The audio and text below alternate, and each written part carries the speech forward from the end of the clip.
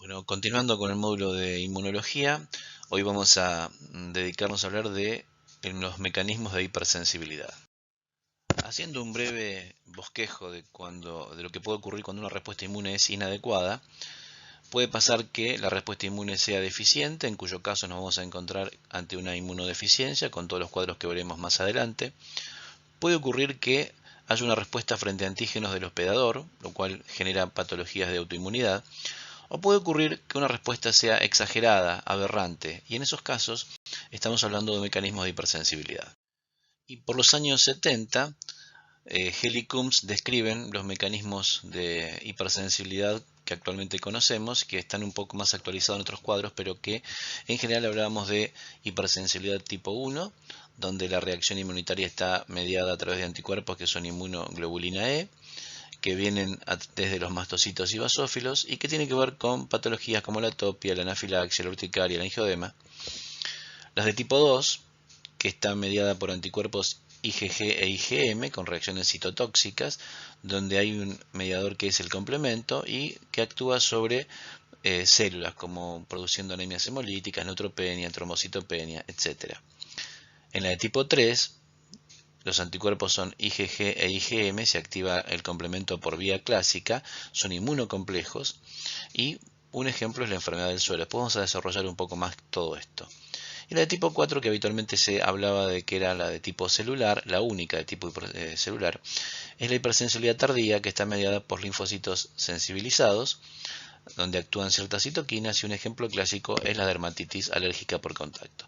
Este cuadro es básico para entender algunas de las cosas que vamos a ir desarrollando y veremos cómo con el correr del tiempo también se fueron actualizando y apareciendo nuevas maneras.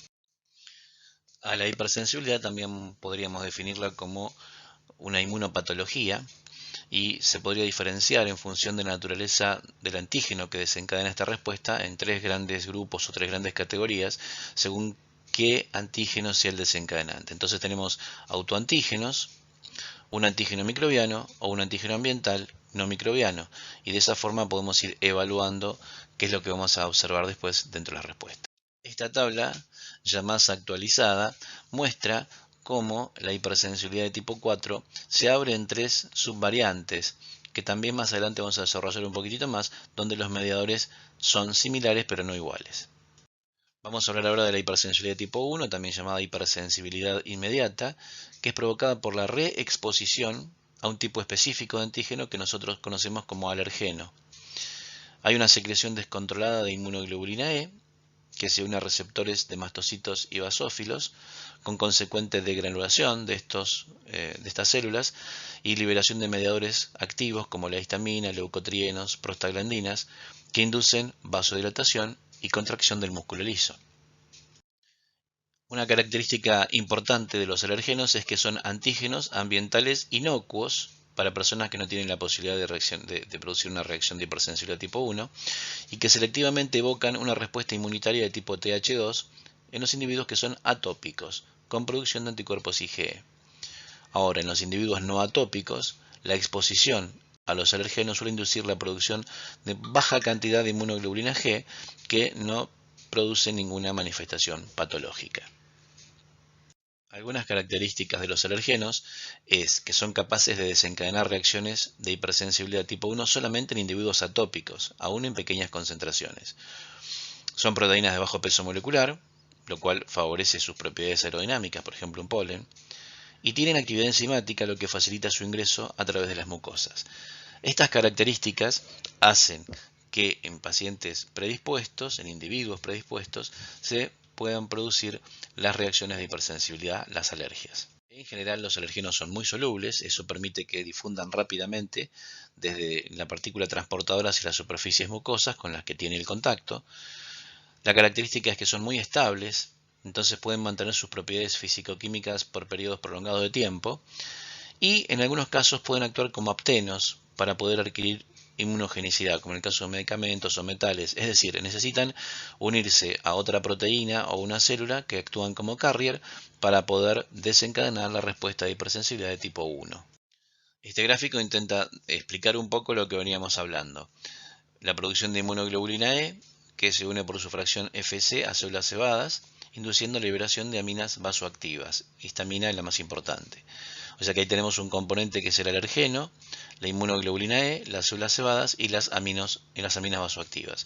Y un punto importante a recordar es que todo esto ocurre ante una reexposición, es decir, que primero tuvo que haberse sensibilizado a ese individuo para que se produzca la inmunoglobulina E, que después se va a pegar a la célula cebada, al mastocito, al basófilo. Y esa sensibilización puede ser después de la primera exposición o después de años de estar expuestos al mismo alergeno.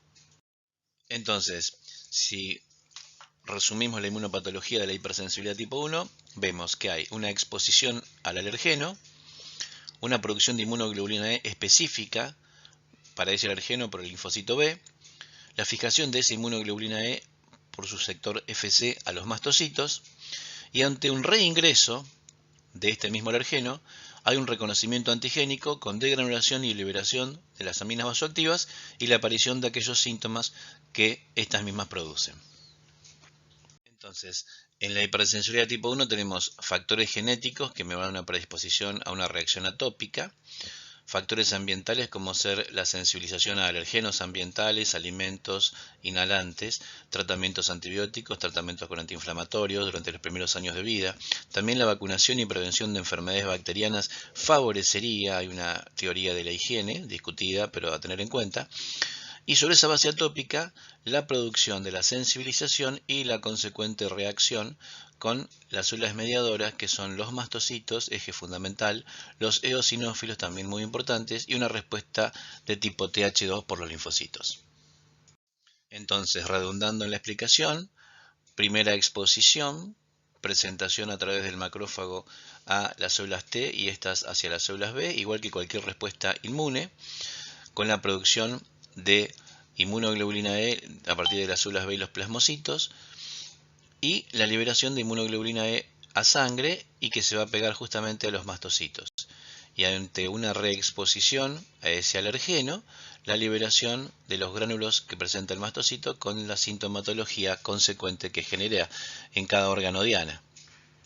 Los eosinófilos también son una célula primordial en lo que es la respuesta de hipersensibilidad tipo 1, produciendo una segunda oleada, una segunda llegada después de la activación rápida de los basófilos y los mastocitos. Y en este gráfico se observa cómo a partir de la circulación pueden producir una diapédesis y llegar al tejido involucrado, generando más lesión y más inflamación. Y aquí vemos como el puenteo de un alergeno entre dos moléculas de IgE activa el mastocito, con la liberación sucesiva de mediadores preformados, entre los cuales los más importantes son histamina, serotonina, heparina, algunas peroxidasas y proteasas, pero a su vez se generan mediadores de novo o neosintetizados, entre los cuales podemos hablar de algunas interleuquinas, de los interferones, del factor de necrosis tumoral y algunas quimioquinas, prostaglandinas y leucotrienos. Y aquí observamos también, en el caso del eosinófilo, qué elementos pueden secretar de los que contienen sus gránulos, entre los cuales los gránulos citotóxicos son muy agresivos y liberan fundamentalmente la peroxidasa del eosinófilo, la proteína básica mayor y la proteína catiónica de los eosinófilos, así como también la neurotoxina derivada de eosinófilos, que son muy agresivas. ¿Y cuáles son las patologías que están mediadas por esta hipersensibilidad de tipo 1? Fundamentalmente el asma, afectando a los bronquios, rinitis y rinosinusitis, conjuntivitis alérgicas, anafilaxia, que es cuando la liberación es tan intensa que afecta a más de un sistema del organismo, los eczemas atópicos, urticarias, porque algunos pueden ser autoinmunes, la mayoría tal vez, alergias a medicamentos, a fármacos y algunas alergias alimentarias. Aquí las patologías más importantes que enumerábamos antes y la diapo en la parte inferior muestra los 8 alimentos más importantes productores de alergias. Y este cuadro también ejemplifica algunas de las situaciones que enumeramos antes y las vías por las cuales puede penetrar el alergeno al individuo y también el tipo de patología que puede producir. Y aquí vemos cuáles son las interleuquinas más importantes que tienen relevancia en lo que es la hipersensibilidad de tipo 1, que son la interleuquina 4, la 5, la 9 y la 13. Fundamentalmente la 4, la 5 y la 13 son las de mayor importancia en la actualidad porque son aquellas a las que van dirigidos algunos de los tratamientos en casos de alergias graves. Este esquema muestra exactamente lo que venimos comentando en las diapositivas anteriores. Un corte histológico del bronquio donde se ve la inflamación con la hipersecreción mucosa en un cuadro de asma. Las lesiones típicas de eczema. Un corte histológico donde se ve la dermatitis atópica. Y en el caso de la hipersensibilidad de tipo 2, es dependiente de anticuerpos, pero en este caso son inmunoglobulina G e inmunoglobulina M. Los anticuerpos que son producidos por el sistema inmune se van a unir a un antígeno que está en la superficie de la misma célula del paciente, a un antígeno de otro componente tisular. Estos antígenos pueden ser ya sea intrínsecos o extrínsecos, y dichas células son reconocidas por macrófagos que actúan como presentadores de antígeno para que luego el linfocito B produzca el anticuerpo correspondiente. Los mecanismos por los cuales se puede producir esta reacción antígeno-anticuerpo en la hipersensibilidad tipo 2 son a través de la opsonización de células circulantes, con lo cual se promueve la fagocitosis de estas células por las células de Kupffer y por los macrófagos esplénicos, y este mecanismo da lugar a distintas citopenias, anemias, plaquetopenias, neutropenias, etc. Por otro lado, activan el sistema de complemento a través de la vía clásica, entonces promueven el reclutamiento y la activación de neutrófilos, de monocitos, de macrófagos, y esto lleva a la aparición de inflamación que afecta preferentemente al glomérulo renal y da una glomerulonefritis, a los pequeños vasos y puede dar vasculitis y a las articulaciones generando sinovitis. Por otro lado, activan o inhiben funciones celulares porque interactúan con receptores celulares. Por ejemplo, la secreción de hormonas tiroideas, inducida por anticuerpos que están dirigidos contra el receptor de TSH, que se expresa por las células epiteliales de la glándula tiroides, y entonces se genera la enfermedad de Graves. Los mecanismos de la reacción de tipo 2 pueden producir citólisis, y entonces tenemos la anemia hemolítica autoinmune por anticuerpos fríos, o la miastenia gravis. Pueden producir opsonización por anticuerpos calientes, la anemia hemolítica autoinmune, la trombocitopenia idiopática. También pueden activar polimorfonucleares, generando el síndrome de Goodpasture en la membrana basal del glomérulo y del pulmón, glomerulonefritis, nefritis túbulo-intersticiales, actividad lisosomal. Pueden producir anticuerpos bloqueadores y entonces se generan las anemias perniciosas o la infertilidad, en el caso de que sea antiesperma, o un mixedema. O pueden estimular la célula, por ejemplo, en el caso de la enfermedad de Graves. O sea, que obsérvense que en el mismo tipo de reacción, que es el mecanismo de reacción tipo 2, pueden aparecer distintas patologías según el sitio que se ve afectado. Este es un esquema simple donde se observa una célula diana con sus determinantes antigénicos, marcada por una molécula de inmunoglobulina G que permite que la célula killer la lesione. Y abajo ese mismo anticuerpo marcando la misma célula, pero generando que el complemento produzca la lisis de la célula. Los ejemplos clásicos de la hipersensibilidad de tipo 2 son la anemia hemolítica autoinmune, el síndrome de Goodpasture, la eritroblastosis fetal por el factor RH, pénfigo, anemia perniciosa, trombocitopenia autoinmune, tiroiditis de Hashimoto, enfermedad de Graves-Basedow, miastenia gravis y fiebre reumática, entre otros. En este esquema se observa cómo es la fisiopatología de la eritroblastosis fetal con la incompatibilidad de RH y cómo en el segundo embarazo es cuando se pueden producir las lesiones en el nuevo feto, no en el primero. Con lo cual, si uno puede inocular la inmunoglobulina G anti-D durante el embarazo, primer embarazo, se evitan las consecuencias del segundo bebé. Este esquema resume lo que veníamos diciendo en las diapositivas anteriores, donde observamos que el antígeno, en el caso de los glóbulos rojos, son los del factor RH, el antígeno I. En la púrpura trombocitopénica autoinmune, la integrina de las plaquetas. En el Goodpasture, dominio no colagenoso del colágeno de membrana basal de tipo 4. En el caso del pénfico, la caderina epidérmica. Y en la fiebre reumática hay antígenos de la pared celular del estreptococo que tienen reacción cruzada con parte del músculo cardíaco. En el glomérulo en el caso del Goodpasture. En este caso se ve de esta manera con la inmunofluorescencia, el mismo síndrome de Goodpasture. Estas son las hemorragias alveolares que pueden observarse en ese mismo síndrome, recordando que lesiona el glomérulo y el bronquio.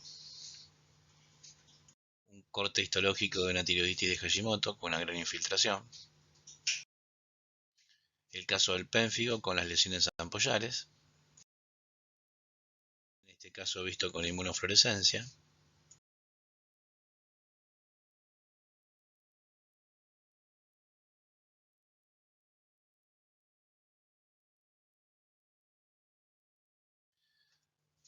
entonces, siguiendo este razonamiento, los anticuerpos IgG e IgM que reconocen antígenos que están expresados en la superficie celular o en la matriz extracelular pueden conducir a la activación de la vía clásica del complemento, a la producción de anafilatoxina C5a y al reclutamiento masivo de neutrófilos, monocitos y macrófagos.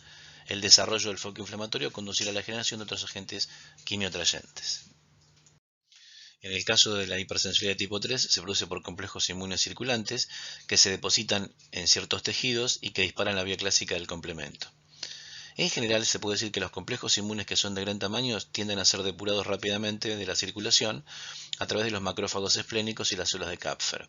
Entonces representan una baja capacidad de inducir lesiones tisulares. El problema son los complejos inmunes de menor tamaño, particularmente los que se forman con un ligero exceso de antígeno respecto a las relaciones de punto de equivalencia de par antígeno-anticuerpo, que son los que presentan una mayor capacidad patogénica. Las propiedades patogénicas de los complejos inmunes circulantes dependen básicamente de su tendencia a depositarse a nivel de los tejidos. Las células que lleguen al foco inflamatorio van a encontrar un amplio repertorio de agonistas que son capaces de inducir su activación.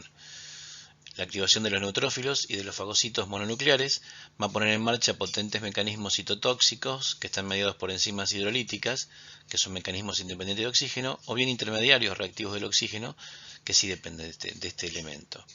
Y ambos tipos de mecanismos contribuirán al desarrollo de la lesión tisular y al compromiso en la funcionalidad del tejido u órgano afectado. Y esto es un hecho importante. Solamente cuando la producción de complejos inmunes es excesiva o cuando su depuración se encuentra comprometida, estos complejos tenderán a depositarse en ciertos tejidos y van a inducir respuestas inflamatorias que van a conducir a lesiones tisulares que caracterizan a las reacciones de hipersensibilidad de tipo 3.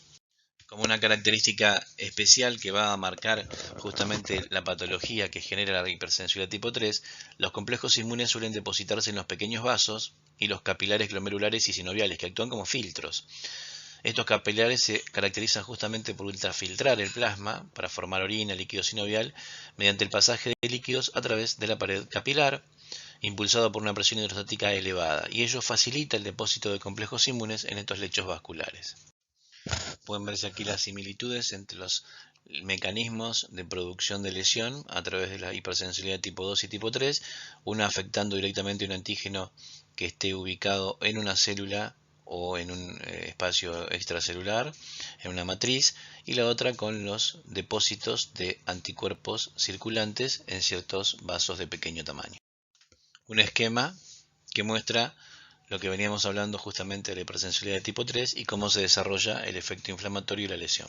Entonces, la génesis de la enfermedad por inmunocomplejos implica la formación de los complejos inmunes circulantes, el depósito tisular de los complejos inmunes y una inducción de una respuesta inflamatoria en la que participa el sistema de complemento, los mastocitos, los neutrófilos, los monocitos y los macrófagos. En muchos casos, los inmunocomplejos se pueden formar como consecuencia de alguna enfermedad postestreptocócica, alguna virosis persistente como en el caso de la hepatitis B o C, la exposición o inhalación persistente de agentes ambientales como los hongos, en el caso del pulmón de granjero, algunas proteínas animales como la enfermedad del cuidador de aves, o bien como consecuencia de la presencia mantenida de altos niveles de autoanticuerpos en algunas enfermedades autoinmunes, como es el caso del lupus o la artritis reumatoide. La hipersensibilidad de tipo 3 puede mostrarse de distintas maneras y mostrando diferentes patologías. Por ejemplo, como un fenómeno de Artus, que es un modelo de enfermedad localizada, puede mostrarse como una enfermedad del suelo donde el modelo es generalizado, o puede ocurrir como en el caso del lupus eritematoso sistémico, un modelo de enfermedad crónica. En cuanto a la fisiopatología de la hipersensibilidad de tipo 3, primero que nada se deben formar los inmunocomplejos, que van a ser circulantes. Luego estos inmunocomplejos se depositan en el lecho capilar entre células endoteliales y la membrana basal, Y por último se produce la inflamación y el daño mediado por estos inmunocomplejos que activan el sistema de complemento y atraen a determinados leucocitos capaces de producir la lesión inflamatoria. Algunos ejemplos de las reacciones tipo 3 son el fenómeno de Artus, la poliarteritis nodosa, el lupus, la glomerulonefritis posinfecciosa, en este caso habíamos hablado sobre todo del estreptococo, la artritis reumatoidea, el paludismo, la enfermedad del suero y la endocarditis bacteriana subaguda. Esta es una ejemplificación que se ve en la foto de lo que es un fenómeno de Artus explicado en la diapositiva. Una poliarteritis nodosa. Los depósitos de inmunocomplejos pueden ser endovasculares y en ese caso van a desarrollar vasculitis, nefritis, artritis, o bien pueden ocurrir de forma subcutánea, en ese caso es donde se da la reacción de Artus, o bien a nivel respiratorio y es donde se observa el pulmón de granjero. Esta es una lesión producida en un lupus. Aquí están marcados los depósitos de inmunocomplejos y aquí también marcados en la inmunofluorescencia. Con respecto a la hipersensibilidad de tipo 4, como cosa general podemos decir que es una hipersensibilidad de tipo tardía y mediada por células. Los linfocitos T, CD4 y CD8 reconocen al antígeno en el contexto del complejo mayor de histocompatibilidad de tipos 1 o 2. Y se activan entonces los macrófagos que secretan interleuquina 12, llegan más linfocitos T, CD4, helper, que secretan interleuquina 2, interferón gamma, se liberan más citoquinas y los CD8 actúan destruyendo células diana, mientras los macrófagos producen enzimas hidrolíticas y células gigantes multinucleadas. Y en la hipersensibilidad retardada o de tipo 4 se puede plantear, primero, que son imprescindibles las células T. Segundo, que las células T se observan en la misma zona de lesión. Tercero, que es imposible la sensibilización en individuos que tienen aplasia tímica, es decir, que le faltan células T. Y cuarto, que las sensibilizaciones previas se bloquean mediante un tratamiento con suero antilinfocítico. En este esquema de hipersensibilidad tipo 4, observamos que en el sitio de inyección de un antígeno por vía subcutánea se produce su procesamiento y presentación celular a las células Th1 efectoras, las cuales reconocen ese antígeno y liberan citoquinas que actúan en el endotelio vascular, reclutando células T, fagocitos, fluidos y proteínas en ese sitio del antígeno inyectado, causando una lesión visible. Esto es lo que podría ocurrir en una reacción PPD o tuberculínica. Este patrón de respuesta de la hipersensibilidad tipo 4 es fundamental para actuar frente a ciertos patógenos intracelulares, virus, hongos, protozoos y parásitos. Clásicamente en este tipo de hipersensibilidad las lesiones se observan entre las 18 y 72 horas posterior a una reexposición y hay dos formas según el mecanismo efector. Uno es el daño tisular producido por una respuesta inflamatoria que está mediada por linfocitos Th1 y macrófagos activados. Y otra forma son mediadas por la acción de linfocitos T CD8 que son citotóxicos. La función más importante de las células Th1 es mediar una reacción inflamatoria en los tejidos periféricos, cuyo protagonista central será el macrófago activado. Es un mecanismo de defensa frente a patógenos intracelulares. En esta diapositiva podemos ver algunas de las reacciones tipo 4 clásicas: la tuberculosis, la enfermedad de Crohn, la lepra, la sarcoidosis, el rechazo de injerto, la arteritis de la temporal, la diabetes tipo 1 y la esclerosis múltiple, entre otras. Y aquí vemos algo de la técnica para realizar la reacción de tuberculina. La hipersensibilidad de tipo 4 también produce la dermatitis por contacto, que es una patología inflamatoria de la piel que está mediada fundamentalmente por células TCD8 que son citotóxicas. En este caso puede estar producida por metales liberados por joyas como el níquel, que es el más importante, cromato, agentes de productos cosméticos como el formaldehído, compuestos que tienen mercurio, isotiazolinonas y algunas drogas que se emplean en la industria textil como azoderivados que se usan para colorantes. Y estas son lesiones clásicas de dermatitis por contacto, en el cuello por algún collar, en la zona del ombligo por la tacha del pantalón vaquero y en la zona de la espalda por los ganchitos de los corpiños. Este esquema muestra algunos elementos que pueden generar hipersensibilidad de tipo 4 y sus consecuencias. Una foto microscópica de una tuberculosis con el granuloma a mayor aumento. En este caso, una arteritis de la temporal. Y aquí vemos con más detalle los 4 tipos de hipersensibilidad, donde ya vemos lo último que se ha estudiado con respecto a la de tipo 4, donde vemos que en la de 4A la estimulación es directa a células T o antígenos presentados por una célula presentadora de antígenos, donde el efector es el macrófago activado y da, por ejemplo, la dermatitis de contacto o la artritis reumatoidea. En la 4B, que es una respuesta clásica TH2, el elemento central es el eosinófilo y un ejemplo puede ser el asma. En la 4C, los elementos centrales son los linfocitos T, citotóxicos fundamentalmente, y dan los exantemas bullosos. Y en la 4D, los neutrófilos tienen el papel central.